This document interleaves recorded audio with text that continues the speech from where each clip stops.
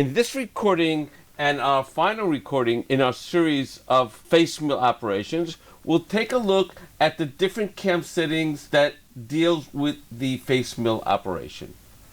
First, we'll take a look at the default geometry. If we take a look at the default geometry, we have what we call geometry type. As you see, the geometry type, we have two options for face mill. One is the stock-based boundary, and the other is the part-based boundary. I have the stock-based boundary as default, and that's the default that it comes upon installation as well. Next, let's go into technology.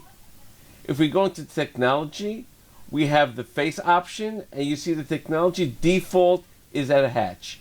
You can have it at any one of these which you prefer to have as your default. Hatch is the default on installation.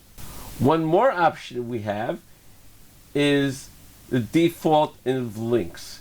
If we go the default for links, we can go into face, which is the very first one, and you see it has your lead in as tangent. You can change this to anything you want, including none or arc. Tangent is the default upon installation. This concludes our recording series of face mill operation.